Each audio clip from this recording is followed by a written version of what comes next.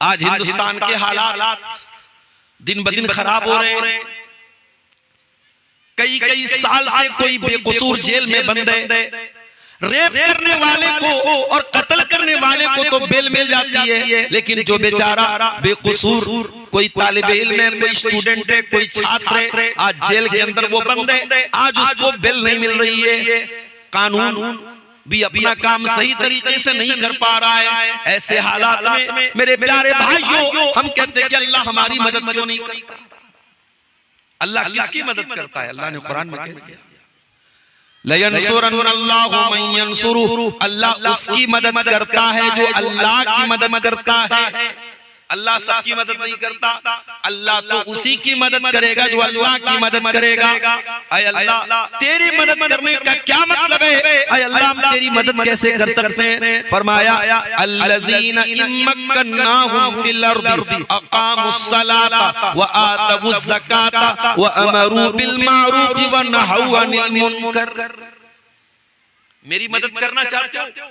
चार काम करो। ऐ मेरे बंदो, अगर हम तुमको जमीन में पावर दें, तुमको जमीन में कुर्सी दें, तुमको जमीन में इक़्तिदार दे, तो चार काम करो। अक़ामुस्सला, नमाज कायम करो, व आतवुज़ ज़का, ज़कात अदा करो, व अमरू बिल मारूफ, और नेकी का हुक्म दो, व नहौ अनिल मुनकर, और बुराई से रोक दो। ये चार काम करोगे तब अल्लाह तुम्हारी मदद करेगा। अल्लाह ऐसे तुम्हारी मदद नहीं करेगा। तो समाज को सुधारने की चिंता भी होनी चाहिए। और ये जो जलसे हो रहे हैं, ठीक है, सीमांचल में होने वाले जलसों का एक बहुत बड़ा मकसद मदरसों को चलाना भी है।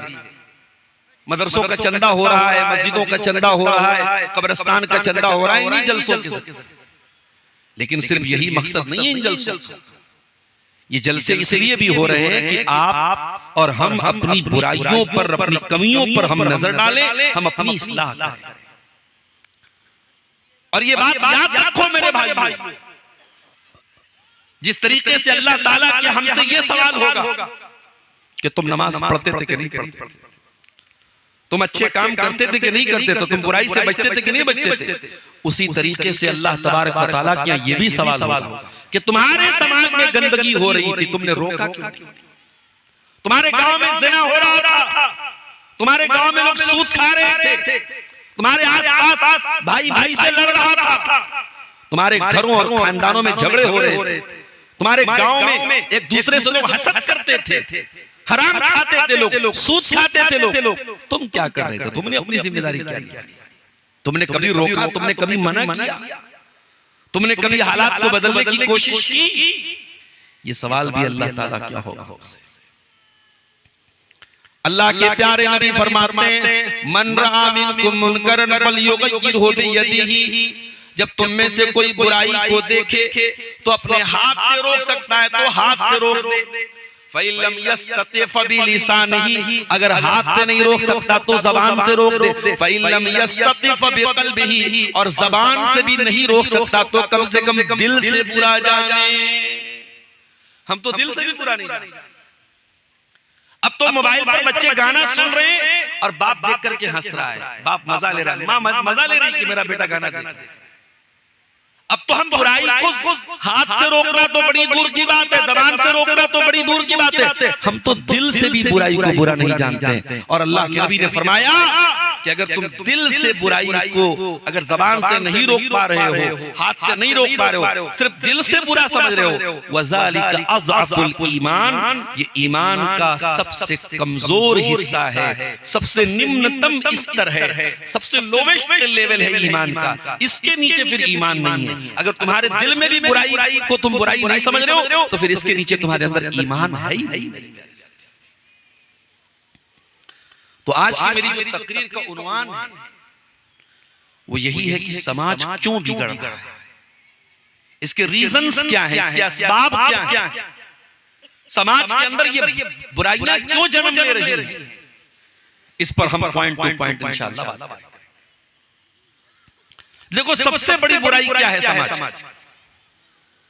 सबसे बड़ी बुराई शराब नहीं, सबसे बड़ी बुराई ज़िना नहीं है, सबसे बड़ी बुराई कत्ल नहीं है, समाज की सबसे बड़ी बुराई शिर्क है।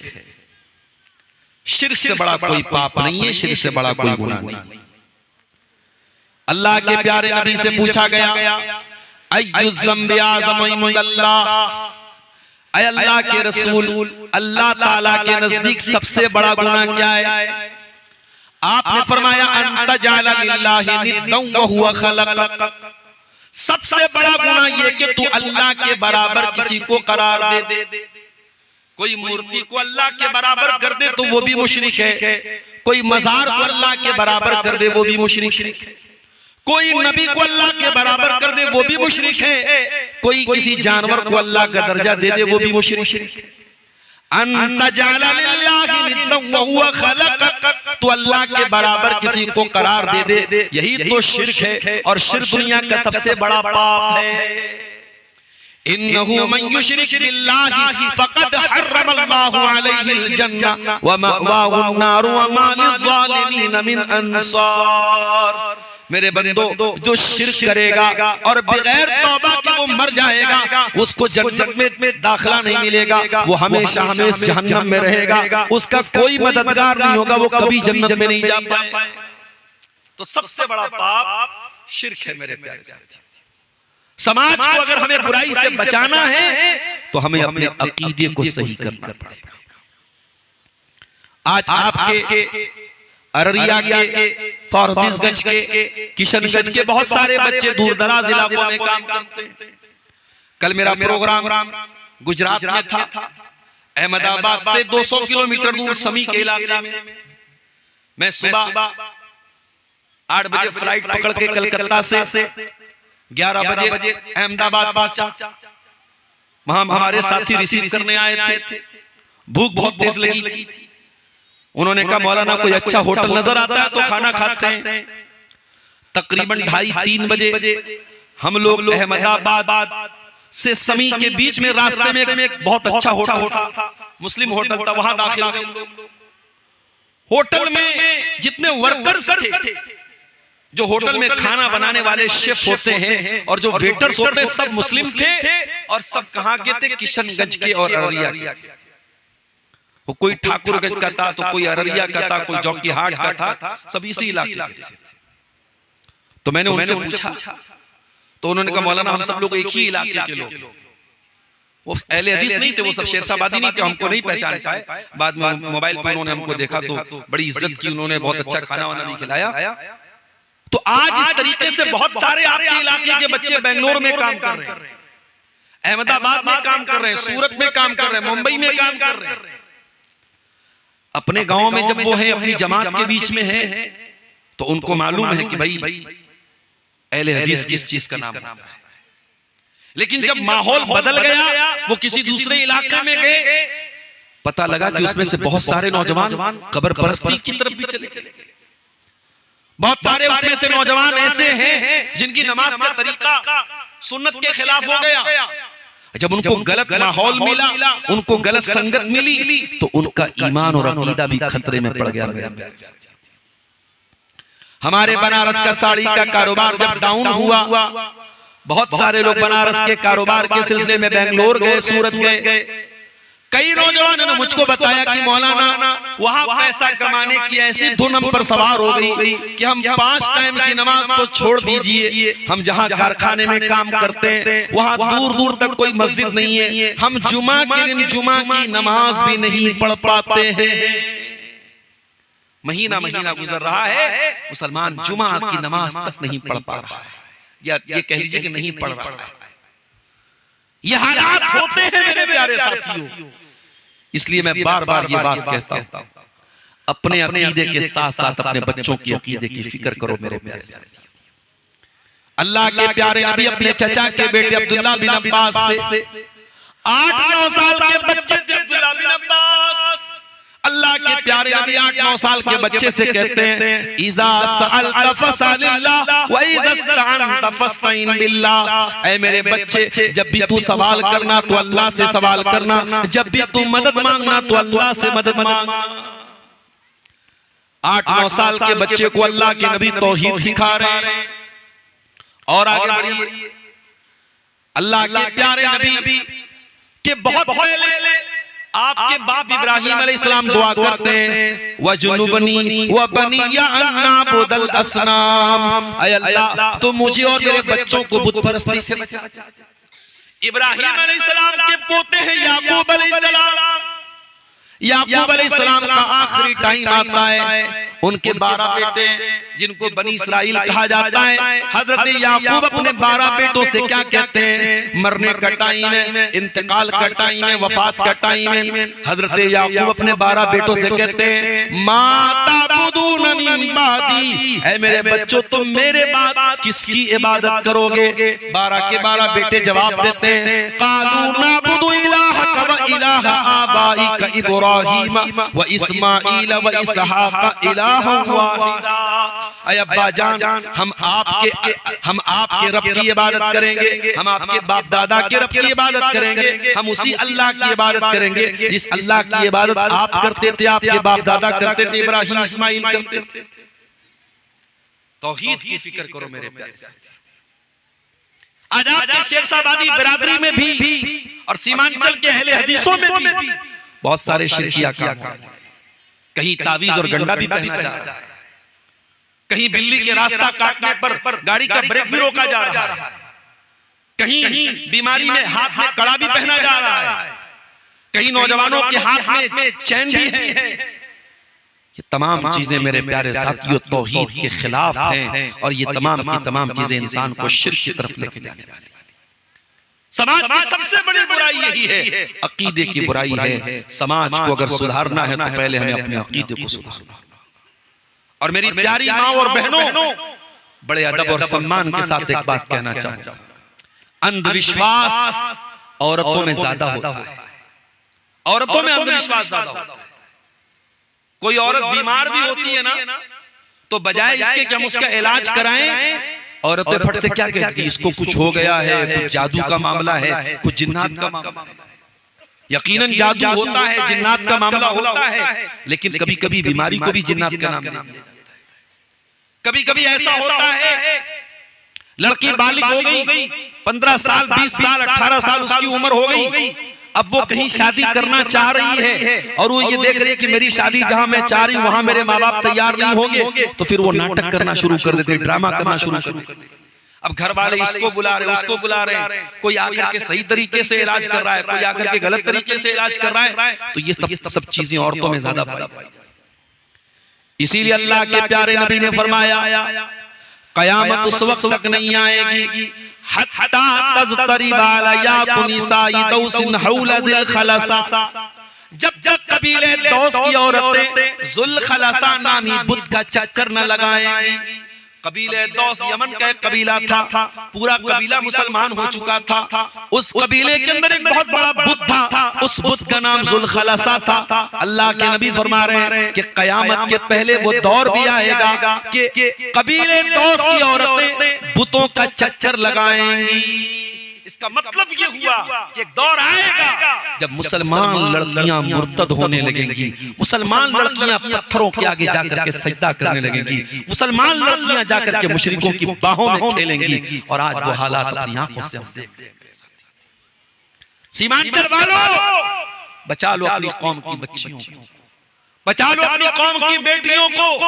कहीं ऐसा न हो कि तालीम के नाम पे, शिक्षा के नाम पे अपनी बच्चियों को आपने पढ़ाने के लिए भेजा है, वो गई है, कोई मेडिकल की तालीम हासिल कर रही है, कोई नर्सिंग का कोर्स कर रही है, कोई बीएड कर रही है, कोई कुछ कर रही है। हमें अपनी कौम की बच्चियों की तालीम से कोई प्रॉब्लम नहीं है, ये पढ़ें, आगे बढ़ें, लेकिन अगर तालीम के नाम पे ईमान जा रहा है, तालीम के नाम पे दीन जा रहा है, तो ये बहुत घाटे का सौदा है मेरे प्यारे साथियों। अपनी कौम की बच्चियों के दीन और ईमान को बचाओ। और मैं बार बार ये बात कहता हूं कि अपने सेटअप को मजबूत बनाओ, जलसों और प्रोग्रामों में औरतों का इंतजाम करो और ऐसा करो कि औरतें बैठ करके तकरीर सुने। अगर 5 मुकर्रिर है तो एक तकरीर ऐसी हो जो औरतों से रिलेटेड हो, औरतों के अलग से प्रोग्राम कराओ। हर जुमा की जहां मस्जिद में जुमा की नमाज हो रही, औरतों का इंतजाम कराओ। आज औरतों पर काम करने की ज्यादा जरूरत है मेरे प्यारे साथी। आप अंदाजा नहीं लगा सकते कि समाज कहां जा रहा है। समाज के अंदर कैसी बेहयाई और कैसी शिर्क और बदअकीदगी फैल रही है मेरे प्यारे साथी। और आगे बढ़िए, समाज के बिगाड़ की दूसरी वजह, समाज क्यों बिगड़ रहा है? समाज इसलिए बिगड़ रहा है क्योंकि समाज के अंदर अल्लाह ताला के सामने जवाबदेही का एहसास नहीं है। हम तो ऐसे जिंदगी गुजार रहे हैं जैसे हमें हमेशा ही रहना है, हमें कभी मरना नहीं है। अल्लाह कुरान के अंदर कहता है सूरह बकरा की आयत नंबर 281 में 281 नंबर की आयत में, जो अल्लाह के रसूल के ऊपर नाजिल होने वाली आखिरी आयत, अल्लाह कहता है वत्तकू यौमन तुरजऊन फीही इलल्लाह, ऐ मेरे बंदो उस दिन से डरो जिस दिन तुम अल्लाह के सामने पेश किए जाओ। ओ ज़िना करने वालों, ओ कत्ल करने वालों, ओ चोरी करने वालों, ओ हराम खाने वालों, तुम कहां तक भागोगे? जहां भी तुम जाओगे तुम अल्लाह की कायनात के अंदर ही रहोगे, तुम अल्लाह की कायनात के बाहर नहीं निकल सकते। वत्तकू यौमन तुरजऊन फीही इलल्लाह, तुम्हारी गाड़ी की स्पीड 100 पर चली जाए, 200 पर चली जाए, 500 पर चली जाए, एक न एक दिन तो तुम्हारी गाड़ी को रुकना है और एक न एक दिन तुम अल्लाह के कब्जे में जाओगे, एक न एक दिन तुम अल्लाह के सामने जाओगे। डरो उस दिन से जिस दिन तुम अल्लाह के सामने जाओगे, और जब अल्लाह के सामने जाओगे सुम्मा तुवफ़्फ़ा कुल्लु नफ्सिन मा कसबत व हुम ला युज़लमून, अल्लाह ताला एक एक अमल का हिसाब लेगा, एक एक अमल का हिसाब लेगा। फमन यामल मिस्काल ज़र्रतिन खैरन यरा वमन यामल मिस्काल ज़र्रतिन शर्रन यरा, एक जर्रा बराबर तुमने नेकी की होगी वो भी तुम्हारे सामने आ जाएगी, एक जर्रा बराबर तुमने गुनाह किया होगा वो भी तुम्हारे सामने आ जाएगा। अल्लाह से तो नहीं बच सकते मेरे साथी, अल्लाह के सामने तुम्हारी पूरी जिंदगी ओपन है। अल्लाह तो तुम्हारे दिलों के अंदर छुपे हुए भेद को भी जानता है। यालमु खाइनतल अयुन व मा तुख्फी सुदूर, अल्लाह ताला तुम्हारी आंखों की चोरी को भी जानता है, अल्लाह तुम्हारे दिलों में छुपे हुए भेद को भी जानता है। डरो मेरे भाइयों उस दिन से जिस दिन तुम अल्लाह के सामने पेश किए जाओगे और अल्लाह के यहाँ तुम्हारे आमाल को तौला जाएगा। और अल्लाह जब आमाल को तौलेगा तो कैसे तौलेगा? फरमाया वनदउल मवाज़ीनल क़िस्त लियौमिल क़ियामा, हम क़यामत के दिन इंसाफ का तराजू रखेंगे। फला तुज़लमु नफ्सुन शैया, और किसी के साथ कोई अन्याय नहीं किया जाएगा। व इन काना मिस्काल हब्बतिन मिन खरदलिन अतैना बिहा, एक राई के दाने के बराबर भी कोई चीज होगी तो सामने आ जाए। आज कर ले ताकतवर अपनी ताकत का गलत इस्तेमाल, वहां हिसाब देना पड़ेगा। अब बिहार में भी मॉब लिंचिंग की घटनाएं होने लगी, अब यहां पर भी बुलडोजर गरजने लगा है, अब यहां पर भी जुल्म और सितम के नए नए पैमाने लिखे जा रहे और बनाए जा रहे हैं। मगर हर जालिम ये बात याद रखे, हर ताकतवर ये बात याद रखे कि जिसने भी अपनी ताकत का दुरुपयोग किया है वो दुनिया में भी जलील हुआ और आखिरत में तो होगा ही।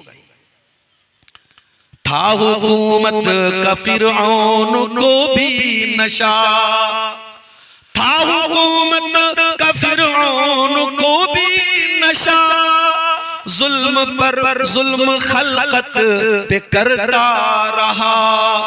जब समंदर में डूबा तो कहने लगा इस हुकूमत के पाने से क्या फायदा, ख्वाब गफलत में सोए हुए मोमिनों ऐशो इशरत बढ़ाने से क्या फायदा। काबिले जिक्र किस्सा है नमरूद का, वो भी इनकार करता था माबूद का। ये भी बहुत बड़ा रोना है आज कि आज ऑनलाइन डिबेट हो रहा है इस बात पर कि अल्लाह है कि नहीं है, डज गॉड एग्जिस्ट, अल्लाह है कि नहीं, इस पर डिबेट हो रहा है। किसी जमाने में नमरूद ने इनकार किया था। काबिले जिक्र किस्सा है नमरूद का, वो भी इनकार करता था माबूद का। उसके भेजे को मच्छर ने खाकर कहा, यूं बड़ाई जताने से क्या फायदा, ख्वाबे गफलत में सोए हुए मोमिनो, ऐशो इशरत बढ़ाने से क्या फायदा। हर जालिम ये बात याद रखे, अल्लाह जालिम को ढील दे रहा है, अल्लाह जालिम को ढील दे रहा है, मगर अल्लाह जिस दिन पकड़ेगा अल्लाह की पकड़ बड़ी सख्त होगी। वो उमली लहुम इन्न कैदी मतीन, हम जालिमों को ढील दे रहे हैं मगर हमारी चाल, हमारी तदबीर बहुत मजबूत है, हमारी प्लानिंग बहुत मजबूत है। ऐ चाल चलने वालों, तुम अपनी चाल चलते रहो और अल्लाह ताला अपनी प्लानिंग कर रहा है। वल्लाहु खैरुल माकिरीन, और अल्लाह सबसे बेहतरीन प्लानिंग करने वाला। तो ये एहसास जब तक नहीं होगा कि हमें अल्लाह को जवाब देना है, हमें अल्लाह को हिसाब देना है, तब तक मेरे प्यारे साथियों हम और आप समाज से, बुराइयों से नहीं बच सकते। आज आप देखिए, आप गाड़ी लेके चल रहे हैं, इसी हाईवे के ऊपर जगह जगह कैमरे लगे हुए हैं, जहां कैमरा लगाए ऑटोमेटिक ड्राइवर की स्पीड कम हो जाती है। और हमारे यहाँ तो पेनल्टी जो लगती है 1000, 2000, 5000 लगती है।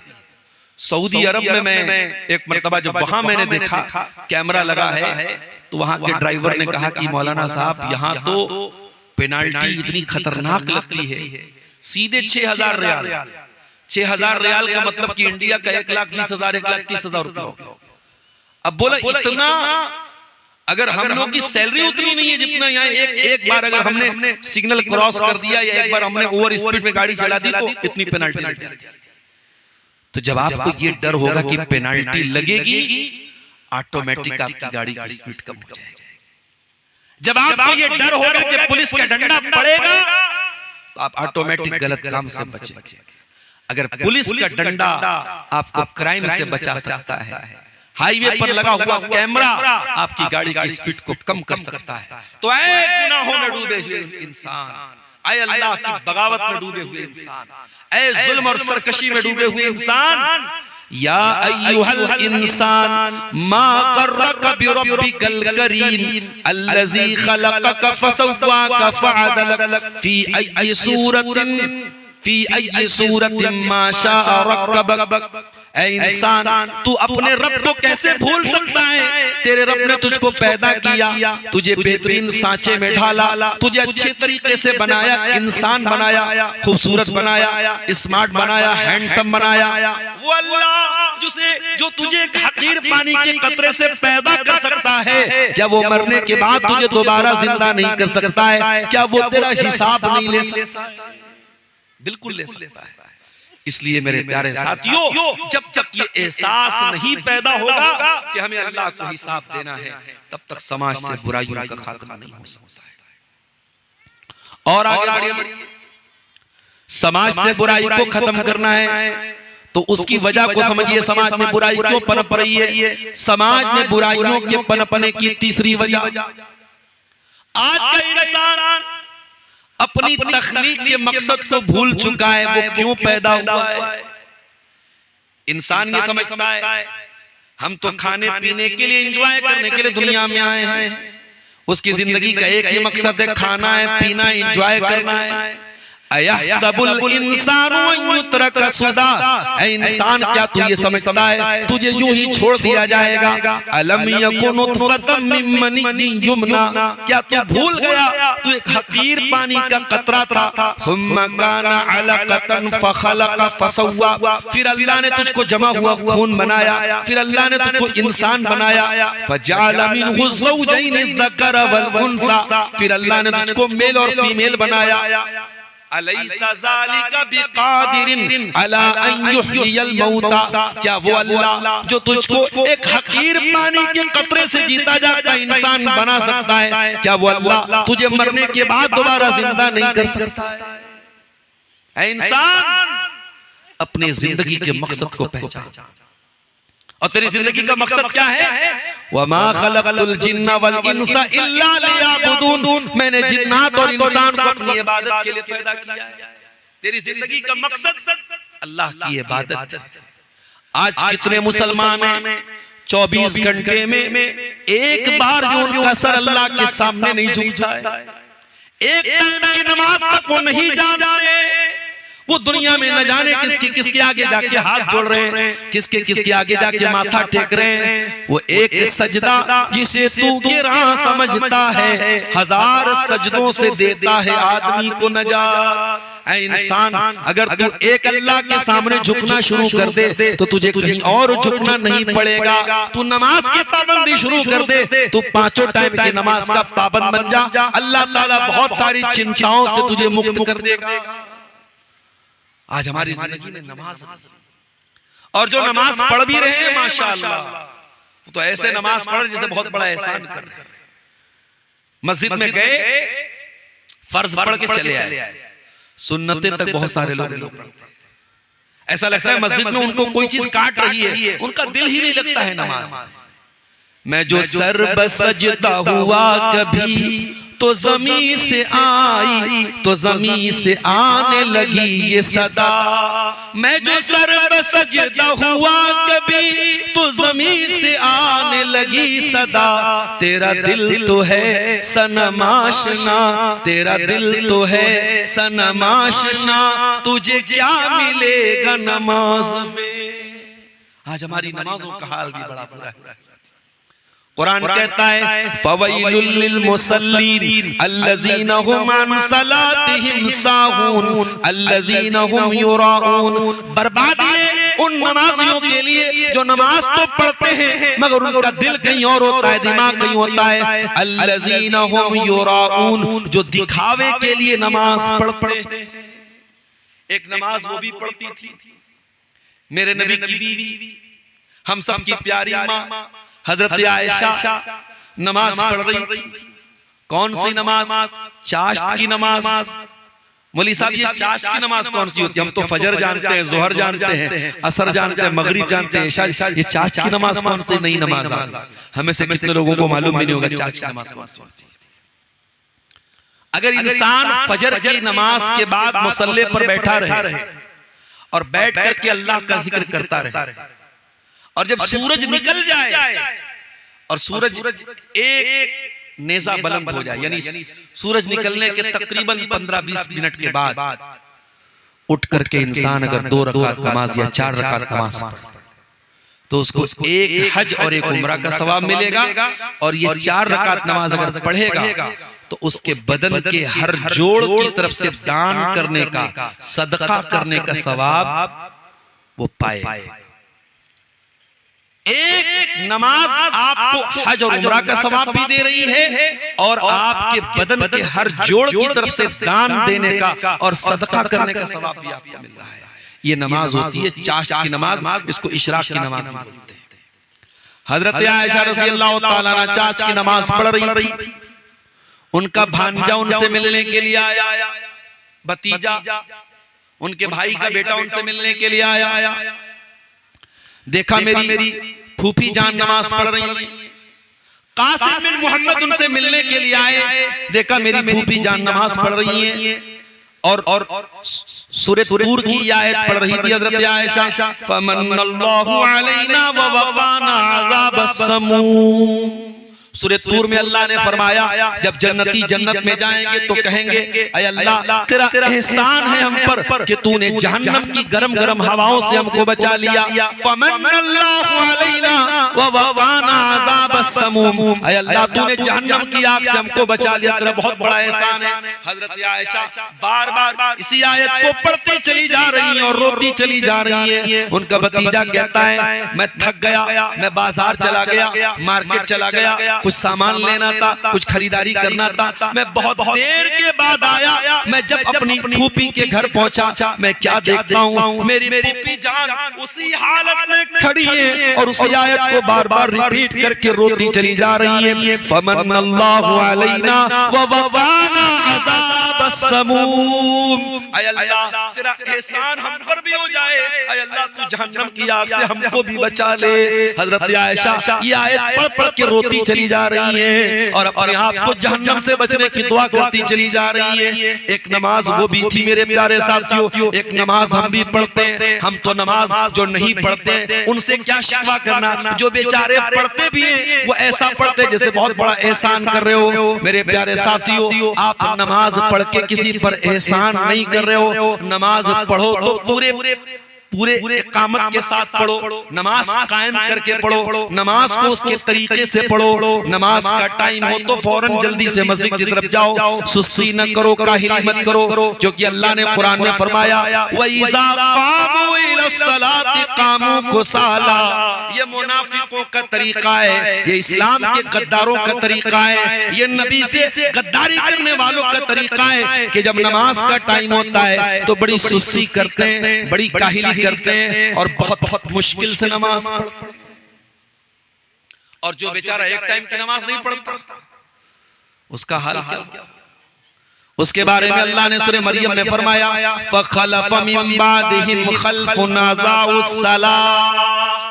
मेरे नबियों के जाने के बाद, मेरे रसूलों के जाने के बाद ऐसे नालायक लोग आए जिन्होंने नमाजों को बर्बाद किया, वत्तबउश शहवात, और जिन्होंने शहवतों की पैरवी की। मेरा जुमला नोट कर लो मेरे नौजवानों, ये जो मोबाइल पर गंदी फिल्में देखते हो, ये जो तुम अपने हाथों से ज़िना करते हो, ये जो तुम लड़कियों से चैटिंग करते हो, ये जो तुम गलत हरकतें कर रहे हो, ये तमाम चीजें कभी गौर करना, नमाज की पाबंदी करने से छूट सकती हैं। मैं गारंटी तो नहीं ले रहा हूं, क्योंकि नमाज पढ़ के भी बहुत सारे लोग गलत काम करते हैं, लेकिन हाँ उम्मीद यही है अगर आप ढंग से नमाज पढ़ेंगे, अगर नमाज की पाबंदी करेंगे तो कुरान की आयत यही बता रही है कि जब इंसान नमाज को बर्बाद करेगा, जब नमाज को छोड़ेगा तो उसकी जिंदगी में ख्वाहिशात की पैरवी आ जाएगी, वो अपनी इच्छाओं के पीछे पीछे चलेगा, अपनी डिजायर्स को फॉलो करेगा, जो मन करेगा वो करेगा। कभी शराब भी पी लेगा, कभी ज़िना भी कर लेगा, कभी हराम काम भी कर लेगा। जब नमाज को तुम बर्बाद करोगे मेरे प्यारे साथियों तो तुम ख्वाहिशात के पैरोकार बन जाओगे। तो समाज के बिगाड़ की बहुत बड़ी वजह हम इबादतों से दूर हो गए, हम नमाज से दूर हो गए। और आगे बढ़िए, समाज के बिगाड़ की एक और वजह है, और वो वजह क्या है? वो वजह है हम सबका माल के मामले में एहतियात न करना। माल कमाना बहुत जरूरी चीज है। इस्लाम माल कमाने से मना नहीं करता। इस्लाम तो हमको दुआ सिखाता है, और रब्बना आतिना फिद दुनिया हसना व फिल आखिरति हसना व क़िना अज़ाबन नार। ऐ अल्लाह दुनिया में भी भलाई अता फरमा, आखिरत में भी भलाई अता फरमा, जहन्नम की आग से बचा ले। अल्लाह के नबी तो दुआ किया करते थे अल्लाहुम्मा इन्नी अस्अलुकल हुदा वत्तुका वल अफ़ाफ़ वल ग़िना। ऐ अल्लाह मैं चार चीजें तुझसे मांगता हूँ, तुझसे हिदायत मांगता हूँ, तुझसे तक़वा मांगता हूँ, तुझसे पाक दामनी मांगता हूँ, और ऐ अल्लाह तुझसे मालदारी मांगता हूँ, तुझसे बेनियाजी मांगता हूँ। इतना माल दे दे, इतना सामान दे दे, किसी का मोहताज न होना पड़े, किसी के आगे हाथ न फैलाना पड़े। ऐ अल्लाह इतना बेनियाज। इस्लाम माल कमाने की तालीम देता है, इस्लाम भीख मांगने की तालीम नहीं देता है, इस्लाम गदागरी की तालीम देता है। लेकिन हाँ मेरे प्यारे साथियों, इस्लाम ये भी कहता है माल कमाने निकले हो तो ये देखो हलाल तरीके से कमा रहे हो कि हराम तरीके से कमा रहे हो। और ये भी सुन लो कुछ हराम तरीके ऐसे होते हैं जो हमको क्लियर तरीके से लगता है कि हाँ ये हराम है। जैसे चोरी करना, सबको लगता है कि हाँ यार चोरी तो गलत है। रिश्वत लेना, सबको लगता है हाँ ये गलत है। डाका डालना, सबको लगता है कि हाँ ये गलत है। लेकिन बैंक में हमने 1 लाख रुपया जमा कर दिया और अगले साल हमको 1,05,000 मिल गया, 1,10,000 मिल गया। ये 5,000 जो एक्स्ट्रा मिला तो लोगों को लगता है ये क्यों हराम है, ये क्यों हराम है। बैंक में हमने पैसा रखा, बैंक ने हमारे पैसे से कमाया, तो बैंक ने अगर हमने 1 लाख रुपया दिया और उस पर बैंक ने हमको 5,000 रुपया इंटरेस्ट कर दिया तो क्या गलत है? लोगों को ये गलत नहीं लगता है। कोई कंपनी आती है, कहती आओ हमारी कंपनी के साथ तुम जुड़ जाओ और तुम हमारी कंपनी में और लोगों को भी जोड़ दो, तुम सबको जोड़ोगे तो तुमको इतना पैसा मिलेगा। फटाफट लोग जोड़ने लगते हैं और लोगों को लगता है इसमें कुछ गलत भी नहीं। इसी तरीके से आजकल ऑनलाइन करेंसी ट्रेडिंग हो रही है। ऑनलाइन लोग करेंसी की ट्रेडिंग कर रहे हैं। ये बात लोगों को लगता है कि भाई हम कंप्यूटर में बैठ के दिमाग लगा रहे हैं, करेंसी की ट्रेडिंग कर रहे हैं, गोल्ड की ट्रेडिंग कर रहे हैं, तो क्या गलत? आपको लग रहा है कि उसमें कुछ गलत नहीं है, लेकिन अगर शरीयत की जो बनाई हुई परिभाषा है, जो कानून है, जो टर्म है, जो रेगुलेशन है, अगर उसके हिसाब से वो गलत है तो गलत है। 1400 साल पहले जब अल्लाह ताला ने ब्याज को हराम करार दिया तो यहूदियों ने एतराज किया था, ब्याज खाने वालों ने एतराज किया था कि प्रॉफिट तुम तिजारत में भी कमाते और प्रॉफिट तुम ब्याज में भी कमाते। हमने 100 रुपए का माल खरीदा, 120 रुपए में बेच दिया, हमने 20 रुपया मुनाफा कमाया, और इसी तरीके से 100 रुपया हमने किसी को उधार दे दिया और वापसी 120 ले लिया, तो यहाँ 20 रुपया हमने यहाँ पर भी प्रॉफिट कमाया। तो एक सही और एक गलत कैसे हो गया? अल्लाह ने कोई लॉजिकल जवाब नहीं दिया, अल्लाह ने कोई लॉजिक नहीं बयान की, अल्लाह ने कोई मंतिक नहीं बयान की। अल्लाह ने फरमाया अहल्लल्लाहुल बैअ व हर्रमर रिबा। एक बात कान खोल के सुन लो, ब्याज हराम है और बिजनेस हलाल है। लिहाजा बिजनेस से तुम 10 करोड़ कमा लो जायज है, और ब्याज से तुम 10 रुपया भी कमाओगे तो हराम रहेगा। बस सीधी सी बात है, 2 + 2 = 4। दो टूक बात कही अल्लाह ने कि ब्याज हराम है और कारोबार हलाल है। मेरे प्यारे साथियों, आज ऑनलाइन गेमिंग के जरिए कोई अगर 1 करोड़ कमा लेता, अभी मैं कलियाचक में प्रोग्राम था जुमा वाले दिन, हमारे एक साथी भी यहाँ मौजूद है, वो गए थे साथ में, वहाँ एक भाई के बारे में किसी ने बताया कि वो ड्रीम 11 पर 1 करोड़ रुपया वो जीत गया और मकान बड़ा आलीशान बना लिया, उसको लोग करोड़पति बोलते हैं। तो उसको देख करके अगर कोई ड्रीम 11 पर जाकर के गेम खेलने लगे और कहे कि साहब हमारे कलियाचक में कोई 1 करोड़ कमा चुका है, तो किसी के 1 करोड़ कमा लेने से ड्रीम 11 जायज नहीं हो जाएगा। क्योंकि अगर किसी ने 1 करोड़ कमाया है तो करोड़ों लोगों ने गंवाया भी है, और जुए में यही होता है, कोई एक कमा लेता है और बाकी सब गंवाते हैं। मेरे प्यारे साथियों, आप पैसा कमाइए मगर हलाल तरीके से कमाइए। अल्लाह के प्यारे नबी फरमाते हैं, याती अलन्नासी ज़मानुन ला युबालिल मरउ मिन ऐना खज़ल माल। एक जमाना लोगों पर ऐसा आएगा, लोग परवाह नहीं करेंगे माल कहां से कमा रहे हैं, हलाल तरीके से कमा रहे हैं या हराम तरीके से कमा रहे हैं। आपने फरमाया लिकुल्लि उम्मतिन फितना, हर उम्मत का एक फितना होगा, वह फितनतु उम्मती अल माल, और मेरी उम्मत का फितना माल होगा।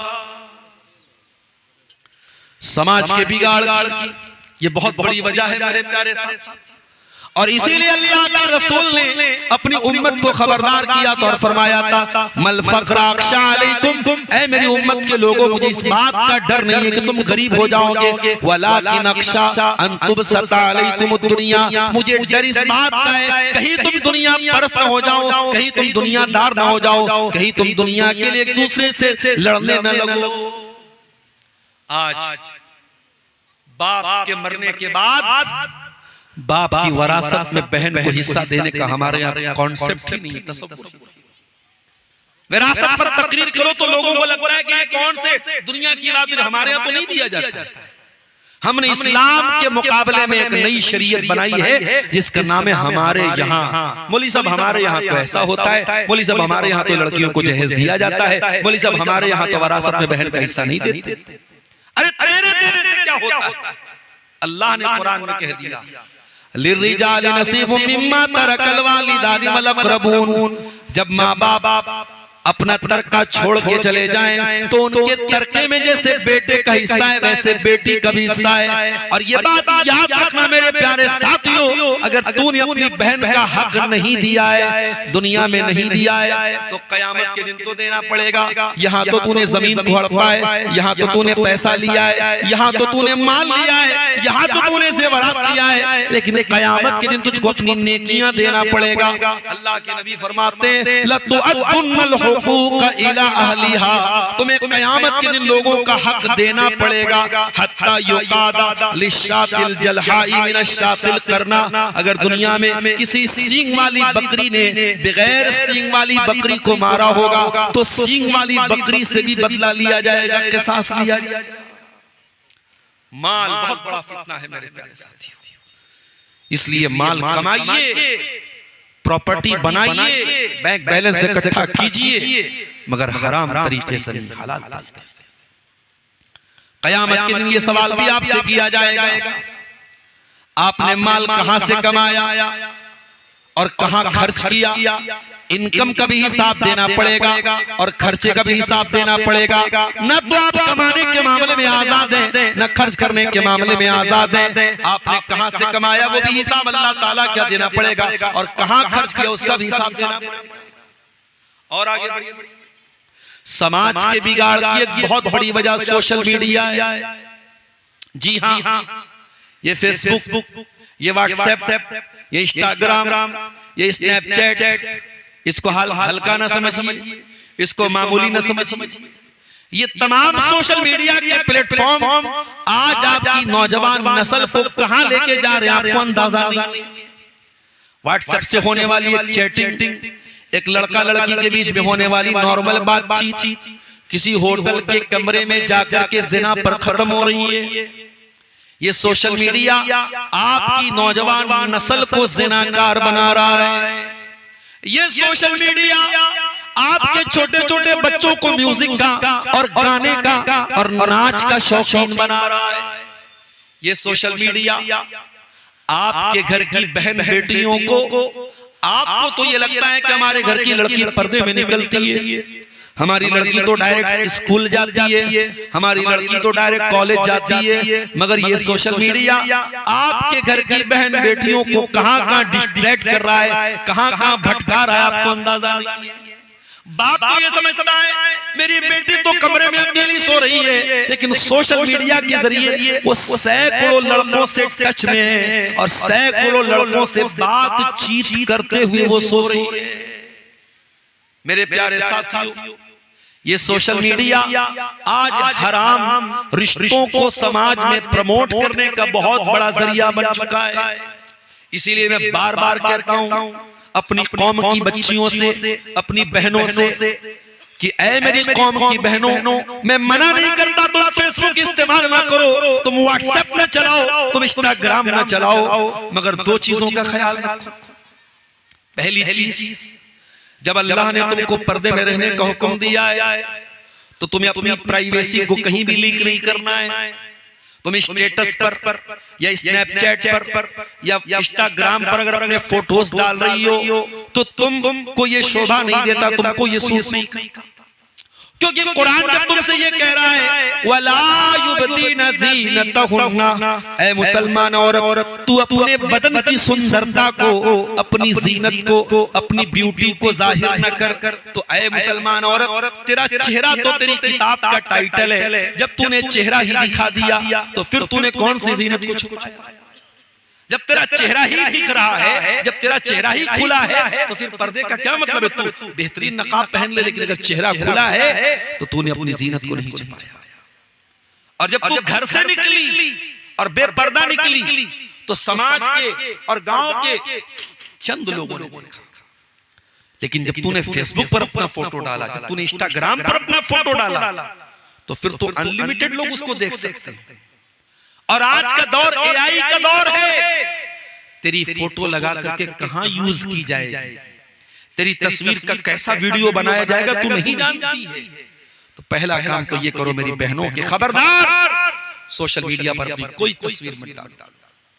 और दूसरी बात ये है, अगर कोई लड़का आपसे राहो रस्म बढ़ाने की कोशिश कर रहा है इंस्टाग्राम के जरिए, स्नैपचैट के जरिए, फेसबुक के जरिए, अगरचे वो आपको अपना दीनी भाई, अपना दीनी बहन आपको कह रहा है, अपने आप को दीनी भाई कह रहा है, खबरदार खबरदार, बहुत एहतियात करना, किसी प्यार और मोहब्बत के झांसे में ना आना। ये प्यार का नारा लगाकर और प्यार का नाम लेकर के ये लोग तुम्हारी इस्मत और इज्जत को लूटना चाह रहे हैं। इनका हाथ तुम्हारी इज्जतों पर, ये अपना हाथ तुम्हारी इज्जत पर डालना चाह रहे हैं। मेरी प्यारी माँ बहनों, सोशल मीडिया को अपनी इस्मत और इज्जत को लुटवाने का जरिया मत बनने देना। नबी अकरम ने फरमाया ला यखलुवन्ना रजुलुन बिइम्रातिन इल्ला वसालिसुहुम अश-शैतान, खबरदार कोई मर्द किसी औरत के साथ अकेले में न रहे वरना तीसरा शैतान होगा। ओ मेरी प्यारी बहनों, जब तुम व्हाट्सएप पर किसी लड़के से चैटिंग कर रही हो तो वहां पर भी तीसरा शैतान है। जब तुम्हारे फेसबुक मैसेंजर पर कोई आकर के सलाम कर रहा है वहां पर भी तीसरा शैतान है। जब स्नैपचैट पर तुम किसी लड़के को अपना फोटो भेज रही हो वहां पर भी तीसरा शैतान है। तीसरा शैतान हर जगह। यहां तक के मौलवी साहब कुरान पढ़ाने आ रहे हैं, लड़की जवान हो चुकी है, 13-14 साल की बालिग लड़की हो चुकी है, उनका किसी मर्द का और खासतौर से जवान मर्द का करके कुरान पढ़ाना ये भी गलत है। सुन लो मेरी बात, हो सकता है आपके यहाँ इसको गलत ना समझा जाता हो मगर शरीयत की नजर में ये गलत है। एक जवान लड़की को किसी जेंट्स का वो भी अकेले में आकर के ट्यूशन पढ़ाना ये गलत है और हदीस की रोशनी में वहां पर भी तीसरा शैतान है और बहुत सारे कांड हो चुके हैं, बहुत सारी घटनाएं घटित हो चुकी हैं। मेरे प्यारे साथियों, सोशल मीडिया आज हराम खलवतों का बहुत बड़ा जरिया बन चुका है। बहुत आसान है मजलिस में माज़ अल्लाह और सुभान अल्लाह कह देना, लेकिन खलवत में तन्हाई में गुनाहों से बचना बहुत मुश्किल है मेरे प्यारे साथियों। इसीलिए अल्लाह के प्यारे नबी फरमाते हैं मेरी उम्मत के कुछ लोग कयामत के दिन ऐसे भी आएंगे जो पहाड़ों के बराबर नेकियां लेकर के आएंगे लेकिन अल्लाह ताला उनकी नेकियों को हवा में उड़ा देगा। साहबा ने पूछा अल्लाह के नबी कौन लोग होंगे? आपने फरमाया वो नमाज भी पढ़ेंगे, वो रोजा भी रखेंगे, वो इबादत भी करेंगे, वलाकिन्नहुम इज़ा खलौ बिमहारिमिल्लाहि इंतहकुहा, लेकिन जब वो अकेले में होंगे, तन्हाई में होंगे तो वो गुनाह करेंगे, वो हराम काम करेंगे, वो नाजायज काम करेंगे। इस मोबाइल को, इस सोशल मीडिया को अपनी नेकियों को बर्बाद करने का जरिया मत बनाओ मेरे साथियों। और मेरे नौजवानों, टाइम पास करने का बहुत बड़ा जरिया आज मोबाइल हो चुका है, सोशल मीडिया हो चुका है। फेसबुक पर कई घंटे हमारा नौजवान लगा रहता है, रील्स पर रील्स देख रहा है। अच्छा, जो रील आप ज्यादा देखेंगे फेसबुक वही रील आपको बार बार दिखाएगा। ये जो कुछ लोग कहते हैं ना मेरे मोबाइल पर गंदी गंदी रील आने लगी, गंदी गंदी ऑटोमेटिक नहीं आती है, माफ करना। फेसबुक का सिस्टम ऐसा है, सोशल मीडिया का सिस्टम ऐसा है कि वो ये गौर करता है कि आप क्या देखना चाहते हैं। आप जिस चीज को बहुत ज्यादा गौर से देखेंगे, ज्यादा टाइम स्पेंड करेंगे, फेसबुक दूसरा उसी से रिलेटेड दूसरी चीजों को रिकमेंड करेगा, स्नैपचैट उसी को रिकमेंड करेगा, इंस्टाग्राम उसी को रिकमेंड करेगा। तो आपका टाइम कहां गुजर रहा है? आपका टाइम गैर महरम लड़कियों के बदन को देखने पे गुजर रहा है। आपका टाइम ज़िनाकार और बदकार औरतों के जिस्म की नुमाइश को देखने में गुजर रहा है।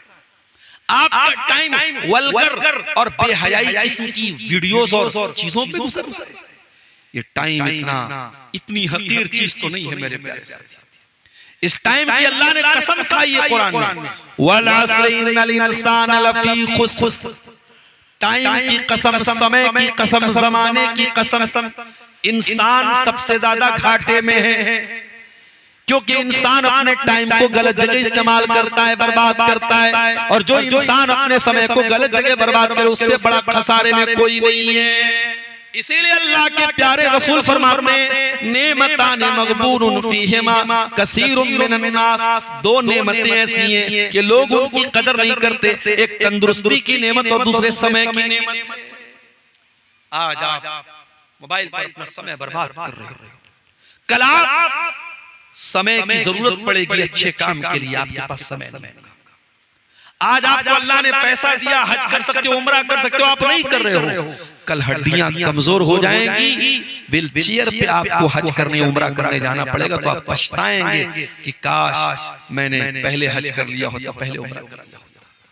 मेरे प्यारे साथियों, अपनी जवानी की और अपने समय की कदर करो। और आगे बढ़िए। समाज के बिगाड़ की एक बहुत बड़ी वजह हमारे रिश्तों की, हमारे खानदान में रिश्तों का टूट जाना है। हर गांव में, हर घर में कहीं भाई भाई से नाराज है, कहीं चचा भतीजे से नाराज है, कहीं बाप बेटे से बातचीत बंद करके बैठा है, कहीं माँ बेटे में बातचीत बंद है, कहीं सास और बहू में ठनी हुई। मेरे प्यारे भाइयों, मेरी प्यारी माँ और बहनों, ये बात याद रखो कि जो हमारे रिश्तेदार होते हैं, और खास तौर से रिश्तेदार कौन होते हैं, जो माँ बाप के जरिए जो रिश्ते हमसे जुड़ते हैं। जैसे माँ के जरिए कोई हमारी नानी है, कोई नाना है, कोई खाला है, कोई खालू है, ये सब रिश्ते माँ के जरिए जुड़ते हैं। बाप के जरिए कोई चाचा है, कोई ताया है, कोई दादा है, कोई दादी है, कोई फूफी है, ये सब रिश्ते बाप के जरिए जुड़ते हैं। तो जो रिश्ते माँ बाप के जरिए बनते हैं, इनको अरहाम कहते हैं, अरहाम। और ये रिश्ते अगर इनको आप तोड़ेंगे, अगर आप रिश्तों को तोड़ेंगे, तो अल्लाह क्या आपको बहुत जबरदस्त पकड़ होगी अल्लाह ताला की। अल्लाह के नबी हर खुतबे में सूरह निसा की पहली आयत पढ़ते थे, और उस आयत में ये आयत भी आप, ये टुकड़ा भी आप सुनते हैं, फत्तकुल्लाहल्लज़ी तसाअलून बिही वल अरहाम। ऐ मेरे बंदो, अल्लाह से डरो और रिश्तों को तोड़ने से डरो, रिश्तों को न तोड़ो। ऐ अपनी औलाद से रिश्ता तोड़ देने वालों, औलाद से अगर कुछ गलती भी हो जाए तो रिश्ता न तोड़ो। ओ अपने माँ बाप से रिश्ता तोड़ने वालों, माँ बाप अगर अन्याय भी कर दे, अत्याचार भी कर दे, तो माँ बाप से रिश्ता न तोड़ो। ओ भाई भाई से रिश्ता तोड़ने वालों, एक ही माँ के पेट में दोनों पैदा हुए, एक ही माँ का बाप का खून दोनों के बदन में दौड़ रहा है, बचपन में साथ में खेले भी थे, बचपन में एक दूसरे के लिए थप्पड़ भी खाया था, और आज जवान हो गए तो जमीन के लिए भाई से लड़ रहा है, जायदाद के लिए भाई से लड़ रहा है। अरे ये जमीन यही छोड़ के जाएगा, ये जायदाद यही छोड़ के जाएगा, ये माल यही छोड़ के जाएगा। जाकर के भाई को गले लगा ले, जाकर के बहन से अपना शिकवा दूर कर ले। रिश्तों को तोड़ने वाले न बनो, जोड़ने वाले बनो, रिश्तों को जोड़ने वाले बनो मेरे साथ। अल्लाह ने जब दुनिया को पैदा किया तो रिश्ता खड़ा हो गया, और रिश्ता अल्लाह ताला के दामन में जाके पनाह ले लेता है और कहता है कि अल्लाह, अगर दुनिया में कोई रिश्ता तोड़ेगा तो तेरी ही पनाह लेगा। तो अल्लाह ने रिश्ता से कहा, अमा तर्दीन अन असिल मन वसलके व अक़ता मन क़ताके। ऐ रिश्ता, क्या तू इस बात पर खुश नहीं है कि जो तुझे जोड़ेगा मैं उसे जोड़ूंगा, जो तुझे काटेगा मैं उसे काटूंगा। रिश्तों को काटने वाले न बनो मेरे साथ। और एक बात बोलता हूं, दुनिया में आज जमीन की बड़ी वैल्यू है। इसी बिहार में किसी अच्छी जगह आपको जमीन मिल रही हो, कीमती जमीन मिल रही हो, और कोई कहे कि मौलवी साहब आपको हम जो है एक हिस्सा या इतनी जमीन हम आपको दे रहे हैं, तो आप तो बड़े खुश हो जाएंगे, साहब हमको कीमती जमीन मिल रही है। आओ, दुनिया की सबसे कीमती से कीमती जगह जिसके सामने फेल है, बेकार है, वो जन्नत है मेरे प्यारे साथी। जन्नत में एक स्क्वायर फीट का एरिया, एक कोड़ा रखने की जगह, अल्लाह के नबी फरमाते हैं दुनिया की तमाम नेमतों से बेहतर है। उस जन्नत में एक महल आपको मिलेगा, बस एक काम करना है। क्या काम करना है? आपको अपनी नाक को कुर्बान करना है, अपने अहंकार को कुर्बान करना है, अपने ईगो को कुर्बान करना है। अल्लाह के नबी फरमाते हैं, अना ज़ईमुन बिबैतिन फी रबदिल जन्नह, मैं जन्नत में एक मकान की गारंटी देता हूँ उस इंसान को, लिमन तरकल बिरा व इन काना मुहिक्कन, जो हक पर होने के बावजूद झगड़ा छोड़ दे। आप सही है, सामने वाला गलत है, आपको पता है कि मैं सही हूं और वो गलत है, लेकिन झगड़ा खत्म हो जाए। झगड़े को खत्म करने के लिए आप जाके गले मिल लेते हैं, बात खत्म कर लेते हैं, तो बदले में अल्लाह के नबी फरमाते हैं कि आपको जन्नत में महल मिलेगा। मेरे प्यारे साथियों, अगर अपनी झूठी नाक और झूठी शान और झूठा अहंकार कुर्बान करके हमको जन्नत में अगर महल मिल रहा है, तो ये कोई घाटे का सौदा नहीं। ये अहंकार लेके कहां जाओगे?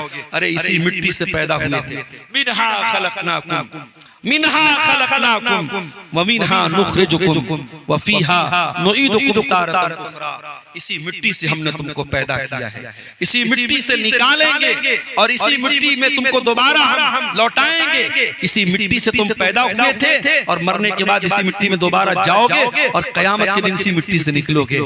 ऐ मिट्टी से पैदा होने वाले इंसान, अहंकार क्यों करता है, गुरूर क्यों करता है? I am something, I am better than him, मैं हूँ, मैं कुछ हूँ।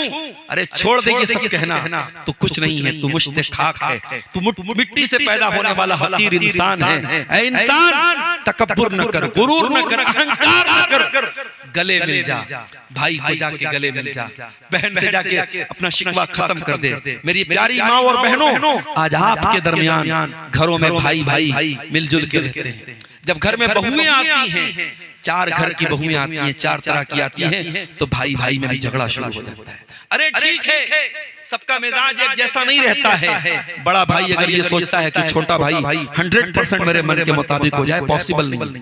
छोटा भाई ये सोचे बड़ा भाई 100% मेरे मन के मुताबिक हो जाए, नहीं हो सकता है। मिजाज मेल नहीं खाता है, न खाए, लेकिन झगड़ा तो मत रखो, दुश्मनी तो मत रखो, हसद तो न करो, जलन तो न रखो, एक दूसरे की जमीन पर कब्जा तो न करो, एक दूसरे का हक तो न मारो। आज समाज में जो बिगाड़ पाया जा रहा है मेरे प्यारे साथियों, उसमें बहुत बड़ी वजह खानदानों में ये जो झगड़े और लड़ाई चल रहे हैं, ये भी बहुत बड़ी वजह है। और आगे बढ़िए, समाज में बिगाड़ की एक बहुत बड़ी वजह समाज में इल्म का न होना है। आज कितने लोग हैं जिनके पास दीन की बेसिक जानकारी भी नहीं है। कितने लोग ऐसे हैं जिनको तौहीद के बारे में कुछ भी पता नहीं, रसूल के बारे में कुछ भी पता नहीं। जो कब्र में 3 सवाल किया जाएगा, मन रब्बु का, मन नबियों का, मा दीनों का, तेरा रब कौन है, तेरे नबी कौन है, तेरा दीन क्या है। कितने लोगों को वो भी नहीं मालूम। बड़ी बेसिक सी बातें दीन की आज लोगों को नहीं मालूम। हाँ, खेती बाड़ी करने वाले को खेती बाड़ी के बारे में सब पता है। पॉलिटिक्स करने वाले को पूरा पता है कि नीतीश कुमार की पार्टी कितनी जीतेगी और आरजेडी कहां से कितना जीतेगी और बीजेपी कितना, सब पूरा वो एनालाइज करके बैठा रहता है इलेक्शन के पहले। तुझे दुनिया की इतनी नॉलेज है और तू दीन के मामले में इतना जीरो है। अल्लाह कुरान में कहता है, यालमूना ज़ाहिरम मिनल हयातिद दुनिया व हुम अनिल आखिरति हुम गाफिलून। मेरे बंदो, तुम दुनिया की इतनी नॉलेज रखते हो लेकिन आखिरत से बिल्कुल गाफिल हो। तुमको अपने दीन की कोई खबर नहीं, तुमको आखिरत की कोई चिंता नहीं, कोई फिक्र नहीं। मेरे प्यारे भाइयों, अपने बच्चों को दुनिया की नॉलेज तो मैं मना नहीं करता, लेकिन दीन की इतनी नॉलेज दे दो। अपने गांव में मस्जिदों में ऐसा मकतब कायम करो, ऐसे मदरसे कायम करो। बच्चा अगर स्कूल भी जा रहा है, बच्चा अगर स्कूल की तालीम भी हासिल कर रहा है, तो कम से कम मस्जिद में मौलवी साहब के पास, हाफिज साहब के पास 1 घंटा 2 घंटा आपका बच्चा और बच्ची इतनी तालीम हासिल कर ले कि दुनिया के किसी कोने में चला जाए, उसके पास दीन की बेसिक नॉलेज होनी चाहिए। दीन का जो मोटा मोटा इल्म है वो हर बच्चा और बच्ची के पास होना चाहिए। ये हमारी, हम सबकी जिम्मेदारी है मेरे प्यारे साथियों। जब तक हम इल्म दीन हासिल नहीं करेंगे, समाज का भला नहीं हो सकता है, समाज से बुराइयां खत्म नहीं हो सकती। जाहिर सी बात है, एक बच्चा है, उसके सामने आप एक शीशी में जहर रख दीजिए और एक शीशी में दवा रख दीजिए, तो बच्चा कोई भी शीशी उठा के पी सकता है। उसको मालूम नहीं है कि किसमें जहर और किसमें दवा है। तो जिसके पास इल्म नहीं होगा, उसका भी वही मेरे भाइयों हाल होगा। वो जहर को दवा समझेगा और दवा को जहर समझेगा। ये आज जो मुल्हिद पैदा हो रहे हैं, जो एथिस्ट पैदा हो रहे हैं, जो मुर्तद हो रही है कौम की बच्चियां, ये दीन की नॉलेज ना होने का नतीजा है। इसलिए मेरे प्यारे साथियों, दीन की तालीम हासिल करो। और जब दीन की तालीम हासिल करना है तो एक बात और कहना चाहूंगा, हर ऐरे गैरे नत्थू खैरे से दीन मत हासिल करो। सीमांचल में ये बहुत बड़ा मसला है। हमारे स्टेज पर कोई भी आके तकरीर करने के लिए बैठ जाता है। हमारे यहाँ कोई मनहजी गैरत नहीं है। अहले हदीस का स्टेज है, कुरान और हदीस पे चलने वालों का स्टेज है। और उस स्टेज पर आकर के अगर कोई ऐसा आदमी तकरीर कर रहा है जिसके अकीदे में बिगाड़ है, जिसके मनहज में बिगाड़ है, जिसके यहाँ बिदात और खुराफात को प्रमोट किया जाता है, और ऐसे लोगों को हम स्टेज दे रहे हैं और अपने स्टेजों पर हम वाहियात बातों को सुनवा रहे हैं, तो हम भी उतने ही भागीदार होंगे, उतने ही दोषी होंगे जितना वो बयान करने वाले। इसी सीमांचल के एरिया में और इसी इलाके में हम ऐसी एक्टिविटीज को और ऐसे इज्तिमाआत को प्रमोट करते हैं और हमारी जमात के लोग उसमें फंडिंग करते हैं और उसमें हिस्सा लेते हैं, जिन जमातों के बारे में हमें पूरी तरीके से मालूम है। हम यकीन के साथ ये बात जानते हैं कि उनका मनहज गलत है, उनके बिदात हैं, उनकी यहाँ उनकी किताबों में शिरकिया चीजें भी लिखी हैं। और आज अहले हदीस नौजवान उनकी तरफ माइल हो रहा है। आज अहले हदीस नौजवान अहले हदीस से कट के उनकी तरफ जा रहा है। कौन जिम्मेदार होगा मेरे प्यारे साथियों? इसलिए मैं बार बार कहता हूँ, उलमा से जुड़ो, जो कुरान और हदीस के जानकार उलमा हैं, जो कुरान और हदीस बयान करने वाले उलमा हैं, उनसे दीन हासिल करो। यूट्यूब तो एक आजाद प्लेटफॉर्म है, फेसबुक तो एक आजाद प्लेटफॉर्म है, आप किसी को भी सुन सकते हैं, यूट्यूब आपको मना नहीं करेगा, मगर ये आपको तय करना है कि आपको दीन किससे हासिल करना है। हर आदमी को ये दर्जा मत दो मेरे भाइयों।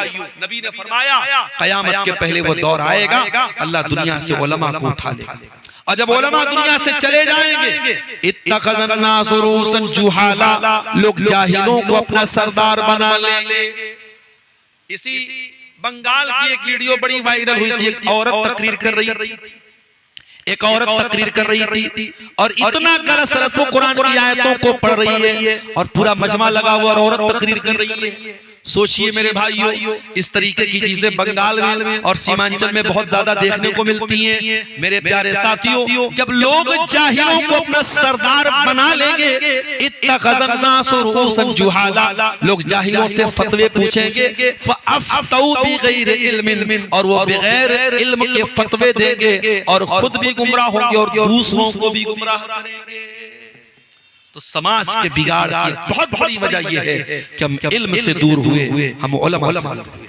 और मेरे साथियों, समाज के बिगाड़ की एक वजह यह भी है कि आज समाज के अंदर से हया बहुत तेजी से खत्म हो रही है। चाहे वो नौजवान मर्द हो, चाहे औरतें हो, चाहे बूढ़े हो, अगर कोई चीज हमारे समाज से सबसे ज्यादा कम हो रही है तो वो हया कम हो रही है। मेरे प्यारे साथियों, अल्लाह के नबी ने फरमाया कि पहले के नबियों से जो कलाम हमको मिला है, उसमें एक बात ये भी हमको मिली है, इज़ा लम तस्तही फस्ना मा शीता, अगर तुम्हारे अंदर हया नहीं है तो तुम कुछ भी कर सकते हो। अगर हया आपके अंदर से चली जाएगी तो आप कुछ भी कर सकते हो। आज हमारा नौजवान, चाहे मर्द हो चाहे औरतें हो, बड़ी तेजी से हम बेहयाई की तरफ बढ़ रहे हैं। मेरे साथियों, हया को प्रमोट करो, अपने बच्चों को हयादार बनाओ, अपनी बेटियों को हया वाला बनाओ। घर में मोबाइल का अगर इस्तेमाल हो रहा है तो देखो कहीं ऐसा तो नहीं मोबाइल के जरिए बच्चे बेहया हो रहे हैं। गौर करो कि घर के अंदर बेहयाई कहां से आ रही है। हम जिस नबी का कलमा पढ़ते हैं वो नबी तो इतने हया वाले थे। हजरत अबू सईद खुदरी कहते हैं, काना अशद्द हया मिनल अज़राई फी खिदरिहा, अल्लाह के नबी कुंवारी लड़कियों से ज्यादा शर्म हया वाले थे।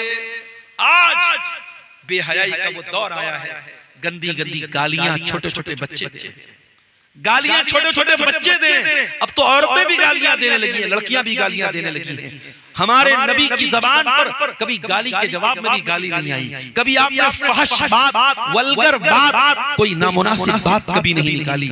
और आज उस नबी का कलमा पढ़ने वाले बेहुदा बात कर रहे हैं, गंदी बातें कर रहे हैं। मेरे प्यारे साथियों, समाज से हया का खत्म होना, ये भी समाज में बुराइयों के पनपने और फैलने की बहुत वजह है। समाज में ये जो बुराइयां फैल रही हैं, बढ़ रही हैं, उसकी एक वजह और बयान करके मैं अपनी गुफ्तगू को खत्म करूंगा। और चूंकि आप जानते हैं ये प्रोग्राम चंदे का है और उससे पहले और उलमा ने भी चंदे के मुतालिक तकरीर की है। आखिर में आप हजरात से थोड़ा चंदे की भी अपील है, आप जाते जाते इदारे का ताउन करेंगे इंशाअल्लाह। आखिरी बात मेरे प्यारे साथियों, समाज में जो बुराइयां हैं, जो बदअखलाकियां हैं, उसकी एक बहुत बड़ी वजह समाज के अंदर नशे का बढ़ता हुआ रुझान। आप अंदाजा नहीं लगा सकते कि हमारा नौजवान कितना ज्यादा नशे का शिकार हो रहा है। शराब की मात्रा और इसी तरीके से ड्रग्स की मात्रा जितनी मुसलमान इलाकों में इस्तेमाल होने लगी है, ये हमारी पेशानियों पर बल लाने वाली बात है। आज आपका ये इलाका अररिया, पूर्णिया, किशनगंज का इलाका जो मुस्लिम अक्सरियत का इलाका है, आज इन इलाकों में भी शराब और नशे का रुझान बड़ी तेजी से बढ़ रहा है मेरे साथियों। और जब समाज में नशा बढ़ेगा तो क्राइम भी बढ़ेगा। ये 5-5 साल की बच्चियों का जो रेप हो रहा है, ये अपनी महबूबा को रेप करने के बाद जो कत्ल करके उसके बदन के टुकड़े किए जा रहे हैं, ये सब नशे की देन है, ये सब नशे की देन है। और ये बात याद रखो, इस्लाम ने शराब को सिर्फ हराम नहीं करार दिया। इस्लाम ने जब शराब को हराम किया तो अल्लाह ने कहा रिज्सुन, ये गंदी चीज, अल्लाह इतना डायरेक्ट बोल देता शराब हराम है। अल्लाह ने कहा रिज्सुन, गंदी चीज है, मिन अमल शैतान, ये शराब शैतान की चीज है, शैतान का काम है। फजतनिबू, शराब से बचो, जुआ से बचो, लअल्लकुम तुफलिहून, तभी तुम कामयाब हो सकते हो। जब तक तुम शराब से नहीं बचोगे, जब तक तुम नशे से नहीं बचोगे, तुम कामयाब नहीं हो सकते। मेरे नौजवानों, अगर आप में से कोई शराब के या किसी भी तरीके के नशे में मुब्तला है, अल्लाह के वास्ते तौबा कर लो। ये रात का वक्त है, जाकर के अल्लाह के सामने गिड़गिड़ा लो, माफी मांग लो और हर किस्म के नशे से अपने आप को दूर कर लो। मेरे साथियों, उस्मान गनी कहते हैं इन्नल खम्र उम्मुल खबाइस, ये शराब तमाम गंदगियों की जड़ है, तमाम बेहयाइयों की जड़ है, तमाम बुराइयों की जड़ है।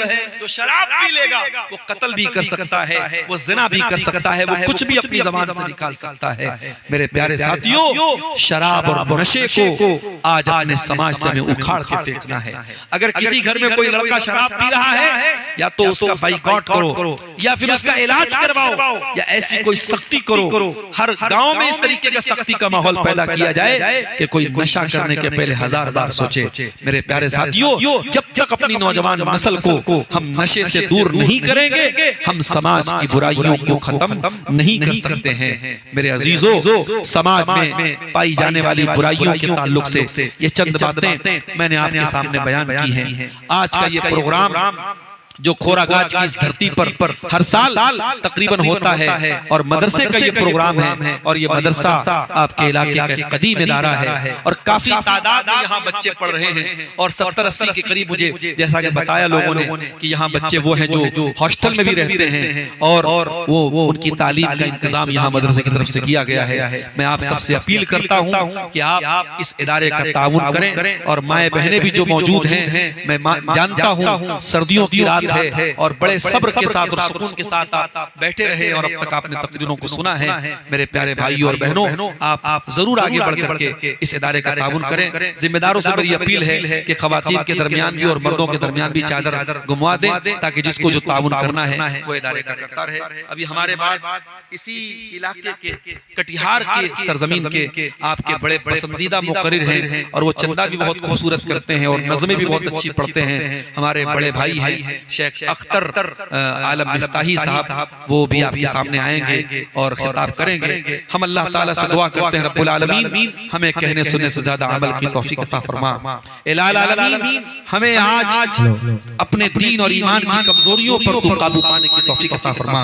रब्बुल आलमीन हमें इल्म दीन से जुड़ने की तौफीक अता फरमा, हमें दीन के मदारिस से जुड़ने की और उनकी कदर करने की तौफीक अता फरमा।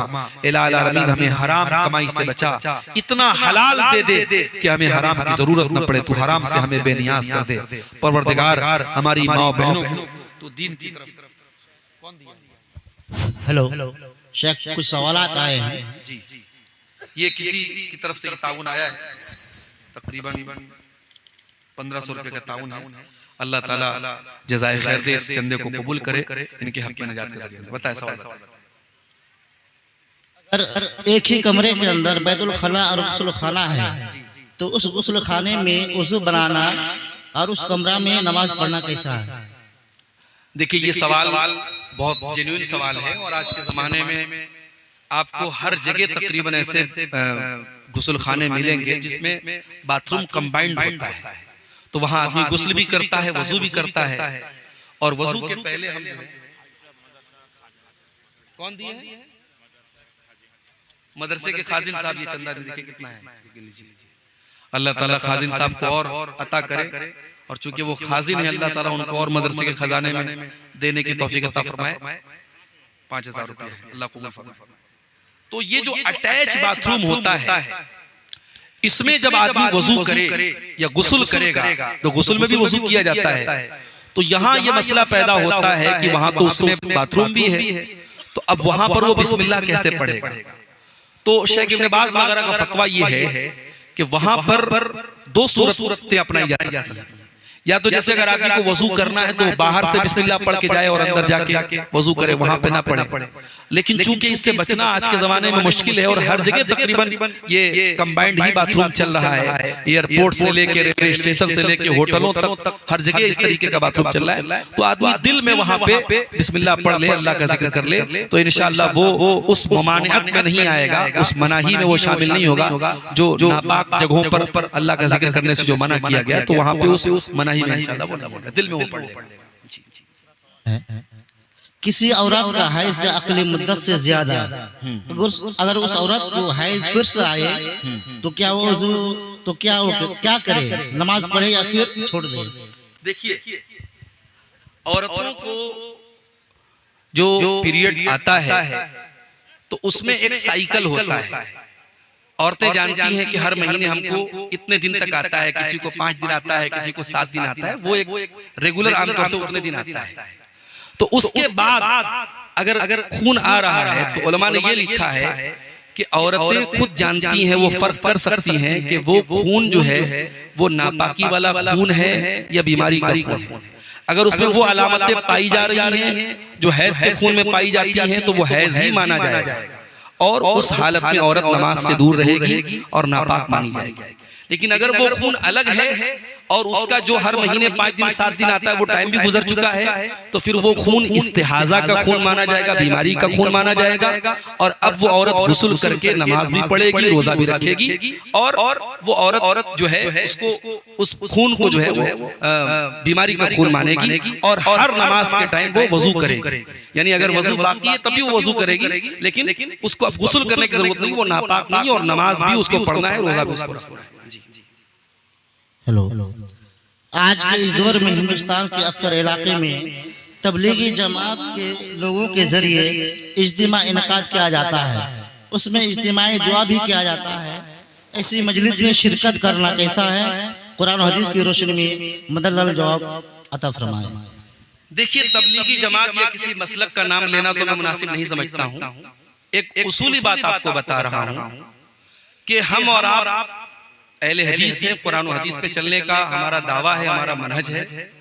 तो कोई भी ऐसी मजलिस जहां ज़ईफ रिवायात बयान हो रही हो, मौजू रिवायात बयान हो रही हो, बेसर पैर की किस्से कहानियां अगर बयान किए जा रहे हो, या उस मजलिस में अकीदे की तौहीद की कोई बात ना हो रही हो, सिर्फ एक खास अमल पर उभारा जा रहा हो और उस अमल की भी ऐसी फजीलतें बयान की जा रही जो फजीलतें सही तरीके से साबित भी ना हो, तो ऐसी मजालिस में हमें शिरकत करने से गुरेज करना चाहिए, बचना चाहिए। लास्ट सवाल है, 3 साल की बच्ची का इंतकाल हो चुका है तो क्या उसका अकीका देना होगा या नहीं? 3 साल की बच्ची अगर हो चुकी है तो बिल्कुल उसका अकीका तो करना चाहिए था, क्योंकि अकीका तो 7वें ही दिन किया जाता है और करना सुन्नत है। 7वें दिन के बाद अगर बच्चे का इंतकाल होता है तो आपने अगर अकीका नहीं किया था तो आपको करना चाहिए था। अगर आपने नहीं किया और बच्ची का इंतकाल हो गया, बच्चे का इंतकाल हो गया, तो बाद में अगर अल्लाह ताला ने आपको नवाजा तो आप अकीका कर दीजिए। और अकीका में एक बात हमको ये भी याद रखनी चाहिए कि अकीका में जरूरी नहीं कि हम दावत खिलाएं सबको। अकीका में असल चीज ये कि जानवर ज़बा होना चाहिए। आप अल्लाह के नाम से एक जानवर ज़बा कर दें अकीका की नीयत से, उसे गरीबों में तकसीम कर दे, रिश्तेदारों में बांट दे, सिर्फ गोश्त बांट दे, थोड़ा सा घर में गोश्त रख के बाकी बांट दे, तो ये तमाम सूरतें उसमें जायज़ है। बाज़ लोग क्या समझते हैं अकीका के नाम पे पूरी एक दावत होगी तब अकीका होगा, वो दावत का होना जरूरी नहीं है। ठीक है, वल्लाहु आलम बिस्सवाब। अल्लाह ताला हम सबको नेक अमल अच्छी समझ की तौफीक अता फरमाए। आमीन व आखिर दावाना अल्हम्दुलिल्लाहि रब्बिल आलमीन। वस्सलामु अलैकुम।